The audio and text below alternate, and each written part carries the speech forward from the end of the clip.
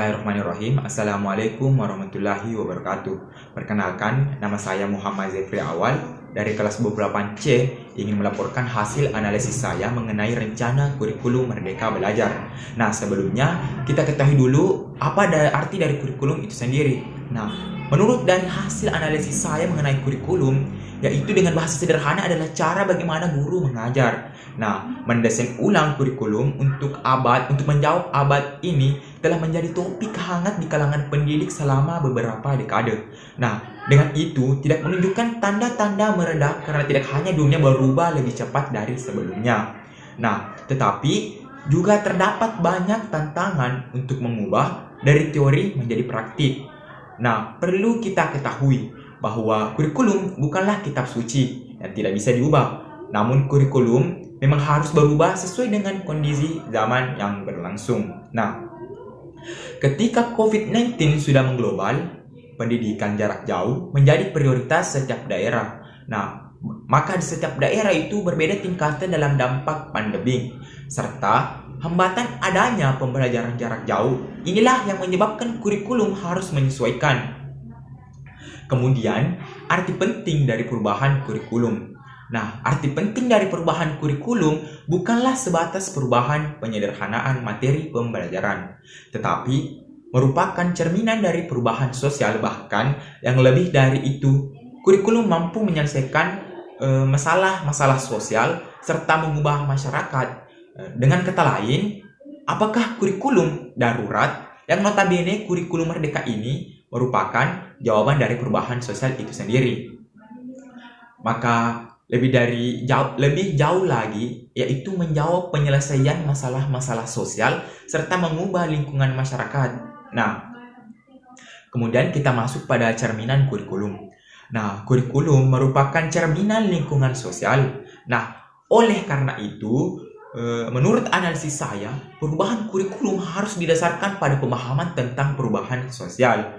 Kemudian, analisis saya mengenai kemampuan belajar dari Merdeka Belajar, yaitu memberikan kesempatan atau kesepakatan dan otonomi kepada lembaga pendidikan. Nah, dengan manfaat dari birokrasi dan merdeka dari birokrasi yang berbelit dan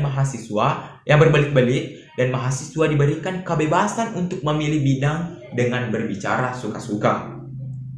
Nah, adapun tujuan dari Merdeka Belajar menurut analisis saya yaitu mendorong proses pembelajaran di perguruan tinggi yang semakin otonomi dan fleksibel, memanfaatkan kultur belajar yang inovatif, tidak merancang, dan sesuai dengan kebutuhan mahasiswa. Siapakah yang terlibat? Yang berhak mahasiswa, dan kemudian yang memfasilitasi adalah dosen, instruktur, dan tenaga pendidikan pengelola perguruan tinggi.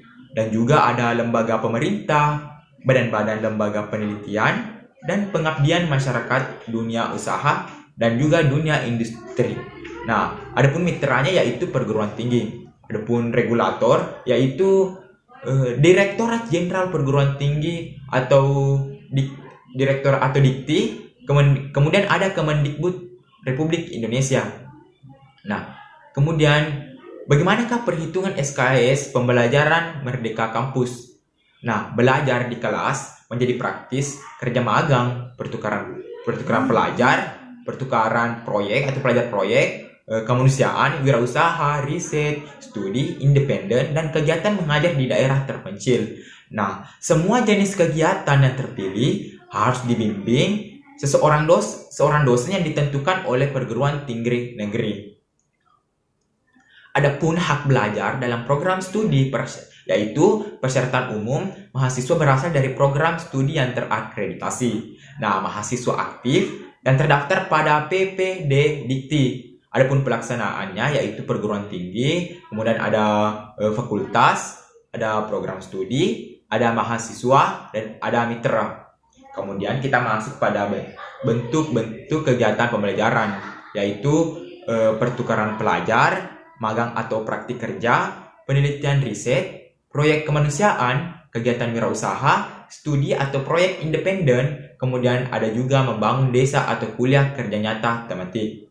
Nah, mungkin itulah sebuah analisis saya mengenai laporan Kampus Merdeka Belajar. Lebih dan kurangnya mohon dimaafkan.